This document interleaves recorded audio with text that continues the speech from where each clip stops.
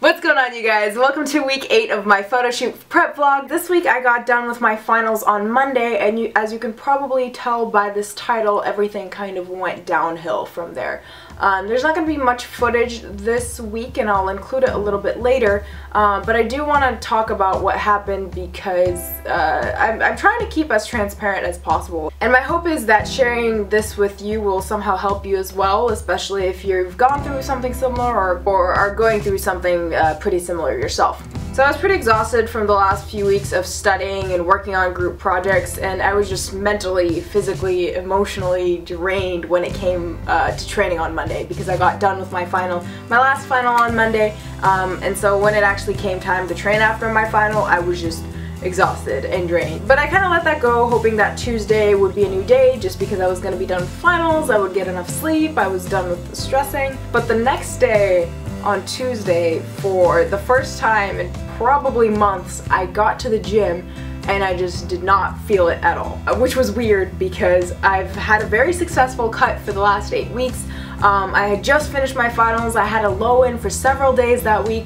I was feeling awesome and everything was going great, but for some reason that day, that Tuesday, for the first time coming up to the squat rack just felt like a chore. It felt like something I had to do. I wasn't looking forward to it. And that's a really foreign feeling to me. Training is one of my favorite parts of the day next to eating, and it's one of the times that I feel most like myself, most in my element, and most excited about for my day. I also noticed for the past few weeks that my body was just kind of aching and constantly in a state of soreness. My body really hurt in places that it hasn't before, just because it was constantly sore and tired, and I was breaking my form down in different places, so my knees were hurting, my back was hurting, my feet were hurting, and it was just, I was feeling worn down. I was burned out mentally and physically, especially, and this is a really big part of it, I think, but especially because for the last 2 months I've always had either cardio or training or both every single day, so there was no official rest day. There might have been a day that I wasn't weight training, there might have been a day that I wasn't doing cardio, but either way I was exercising in some way for 7 days a week, which is good to get exercise in, but that wasn't a good idea just because I never had a day off. I never had a day to let my body really rest. So anyway, for the first time in about a year, I just went home. I kind of declared the rest of the day me day, and I deliberately went home and decided to relax and not do anything productive for the rest of the day. I went shopping, I took a nap, I watched TV, I did everything I can to be as unproductive as possible because I'd been crushing it for a long time, and at that moment my body just needed a day, my mind needed a day to recover from all the stress and just relax and kind of get away and have some time to myself. Kind of going on a bit of a tangent here, I do believe that 99.9% of the time when you're not motivated or you're having a crappy day, still go to the gym, give it what you can, because a crummy workout is better than no workout at all. And I actually find that most of the time you actually end up feeling better and more motivated after you're done with that workout, almost because you didn't really expect it to be a good workout. I believe most of the time you should be going into the gym anyway and doing what you can do. But sometimes your body and your soul, like your soul and your mind and you need a rest. And it's perfectly okay to let your body and let your mind take one. Because otherwise you just burn out, which is what I did, and you can seriously end up hurting yourself because your mind and your body are just not in it, and you're gonna mess something up because you're not focusing well enough to protect yourself, and you really might injure yourself. On Wednesday I did end up squatting a little bit, but I still felt tired, and I still felt exhausted, and my form was breaking down in ways that it really hadn't done before. I think I was so burned out from 2.5 months of cutting and the same program and the same routine. I was just angry and bored and apathetic about everything. And unfortunately, I didn't just need a day off. I kept going in to train that week, and I still, I stand by that decision. I think that was a good decision, but those feelings and that lack of drive and that kind of apathy and boredom and frustration and that negativity stayed with me the entire week. Which is not really anything I've experienced for quite so long. I mean, we all have bad days at the gym, or a few days in a row where you just don't feel it, but this was a week of zero motivation for me, zero energy, just complete exhaustion. I'm gonna backtrack a little bit, just some background. I've been cutting successfully for the past 8 weeks or so, not in an extreme caloric deficit by far, but in a deficit nonetheless. For this cut, I've been tracking everything every day since the beginning of January, so 2.5 months now because it's mid-March. A few weeks ago I actually decided to incorporate 2 non-tracked meals into my cut just to kind of give myself a mental break. And because I was starting to realize that I'm kind of getting emotionally attached to food and starting to feel very restricted, so I did want to have 2 non-tracked meals, one the weekend after finals, so this past weekend, and one for my birthday that's coming up in April, just to go with my family. For the last few weeks, my boyfriend and I were actually planning on going to Chinese buffet. I'm sure you guys have seen that before in my videos, especially the one right around New Year. So we were planning to go home and go to get Chinese buffet on the Sunday after finals. But this past week leading up to it, I had so much anxiety and fear surrounding that day. I actually ended up having a nightmare and staying up and just thinking about it, and it would just consume my entire day just getting ready for this, you know, non-tracked day, which I never really felt before. Maybe a couple times in my cut last year, but not anywhere in the last 6 to 8 months. And then for the last few weeks, I also noticed that every time I was stressed about something, I craved a binge. Not a specific food, not a specific food group, not a carb, not a fat, not anything. I would crave a binge. I craved just letting go and eating everything in sight, which is a feeling that I haven't had in a very, very long time. In the last year of flexible dieting, I've had that feeling every now and then, but not this intensely and not this frequently and not this frequently in response to just stress in general. Like, I was craving going and binging on food. Doesn't matter what it is, which is a really, really scary thought to me, because what I talk about with you guys is learning moderation and having a positive relationship with food and not tying, you know, these crazy emotions with food.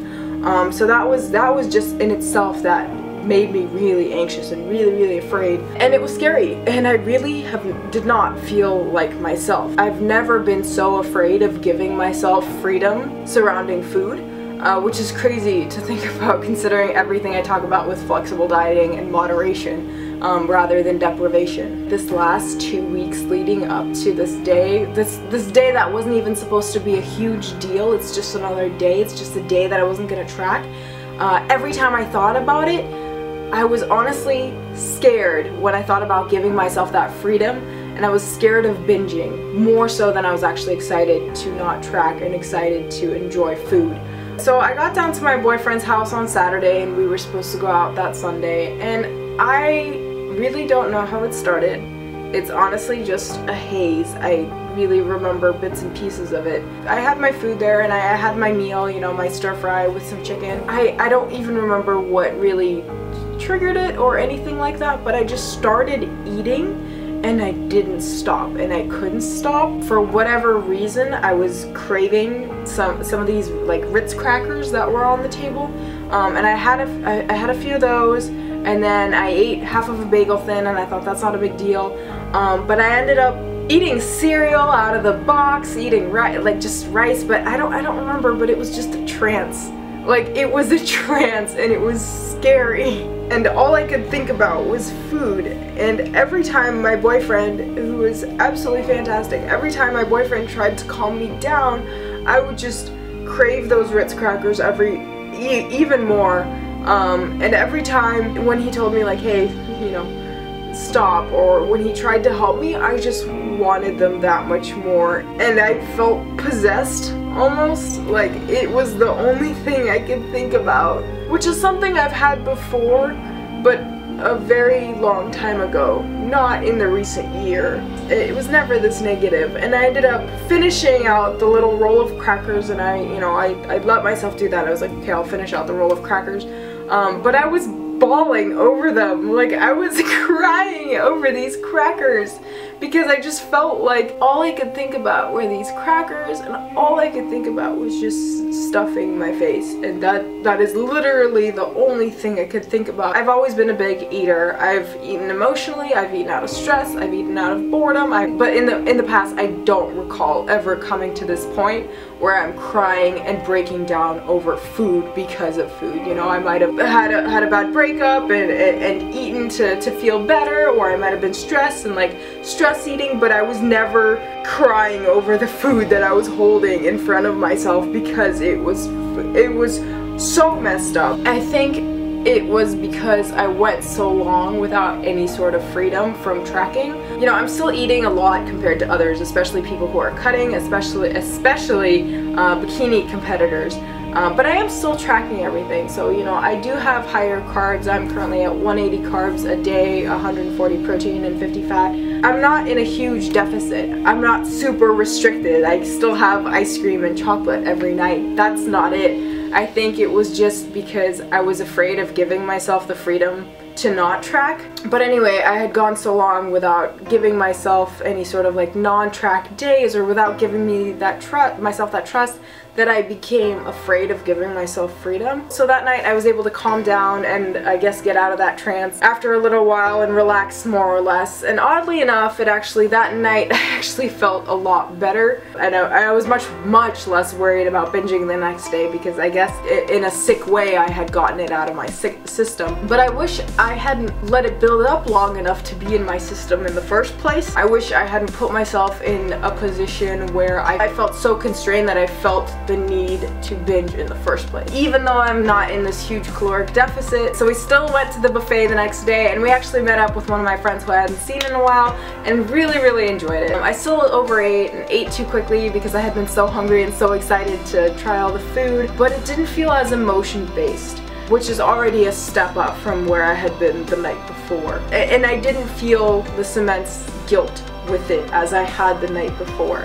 I ate about 2 pretty full plates of food, some wonton soup, and then a plate of dessert. To be honest, I'm not really sure how much food I ate, but I remember it all, and if I didn't like something, I would put it down, I wouldn't finish it. And if I liked something, I didn't feel horribly guilty for eating it. I actually felt better the day that I had my non-tracked meal than I did the night before in anticipation of that. So I'm sorry if that was kind of difficult to follow, but I think I learned my lesson. And this is kind of all based off trial and error for me. I don't have a coach.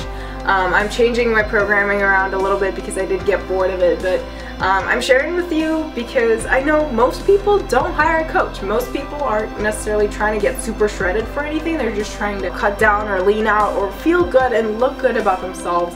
And so my hope is that by sharing this with you, kind of my experience doing this with trial and error, you can get something out of it yourself. Hopefully relate to something I say or learn from something I say. So that's kind of why I'm opening up with you guys so much about this. But I'm going to try to incorporate some more non-tracked meals into the rest of this cut. Maybe once every week or once every 2 weeks. I actually did that for about a month and a half, 2 months of my cut last year. At first, when I had a non-tracked meal once a week, you know, it was usually Saturday night. At first I would kind of go crazy on those days and overeat and kind of almost binge, but it was more overeating than it was binging. But with time, as I had those more while I was on my cut, as it became a normal part of my routine, I actually found myself slowing down, enjoying my food, not feeling like I needed to eat everything in sight because it was gonna be there the next week anyway. And I actually found myself enjoying my food and not going crazy and eating until I was full rather than in pain because I was trying to get all this food into me because it's the one opportunity I have to do so in the next 3 months. So that's kind of my plan, is to have, I'm not going to call them cheat meals, maybe I'll call them YOLO meals, maybe I'll call them non-tracked meals. But once a week, once every 2 weeks, we'll kind of see how it goes. It'll probably usually be Saturday. I'll try to hit about 70% of my protein earlier on the day, keep fats and carbs a little lower, but really enjoy myself. And hopefully with time, my hope is that I'll learn to calm down about those. I'll learn more of kind of an intuitive based eating approach with that. I'm gonna start now and start teaching myself now to trust myself and to learn moderation. I didn't really feel super awesome for the day or two after that, but I have much more energy and I'm not as preoccupied with food. And I think for me, having these non-tracked meals are going to be a way for me to not get so preoccupied with food, so prevent that from happening, but also kind of learn for after my cut how to eat more intuitively, how to trust myself with days or meals that I can't necessarily track. I'm going to be changing my training routine a little bit because I was getting pretty bored with it. It's been about 2.5 months with the same routine, so I'm going to be doing cardio 5 times a week for about 30 minutes, walking on an incline at about a 3.2 to 3.4. So now I'm going to be doing about 150 minutes of cardio a week, where before I was doing 120 minutes of cardio a week. So with this decision to incorporate a non-tracked meal every week, or every 2 weeks, I'm definitely came a lot of worry about progress and weight loss and how lean I'll actually be able to be. But I'm doing this because I'm trusting myself, and I want to rebuild my relationship with food again. I don't want to ever come to that point again. I refuse to let that happen. I'm not really sure how lean I'll be able to get, and I'm not really sure, frankly, how long it'll take me to kind of calm down and not necessarily feel the need to overeat. I need to learn how to trust myself with that freedom, like I said, especially because after my photo shoot, after this cut, I'm gonna be graduating. I'm starting my life. I'm going to Europe, I'm moving, I'm starting my job where I'm gonna be traveling pretty frequently for work, and I can't put myself in this position where I can't handle a day of not tracking. And I think if I start now, I think if I allow myself that trust now while I'm cutting, while I have weight loss goals, I'm going to be able to trust myself more in the future, and I think frankly that's something that I need. So you know, whatever your goals are, you need to be aware of your goals. You need to be aware of your physical and your mental and your emotional goals as well, knowing that what worked for one person might not work for you. You know, other people might be able to go on 4, 5, 6 months, a whole year tracking every single thing, not needing any non-tracked days, non-tracked meals. But for me personally, I just saw where that ends up putting me, and that's in a very bad place that I don't want to go back to anymore. I know I need to stop comparing myself to people who are on these 12 or 16 week long cuts and that are tracking every single thing on very low carbs, and they still they're not having any like sort of cheats or off days. I can't compare myself to that because I have different goals. I have different things that work for me or what don't work for me, and I know in the past having a day where I trust myself with the ability to make good decisions, having that paid off more in the long run for my health and for my relationship with myself and my body and with food, than not having that. So I hope that makes sense. Yeah, you guys, I hope you enjoyed this video. Maybe it wasn't the most positive or happy of all videos. I definitely feel very, very, very vulnerable right now. I hope just sharing my story helps you get some perspective or helps you along with your journey, because that is why I am doing this. So please leave a comment below. Let me know what you think. Share your story. I love hearing different people's perspectives, because you often hear from a very limited pool of people what their perspective and experiences are. So I do enjoy reading, what your guys' perspectives and journeys have been like so far. So definitely leave a comment below.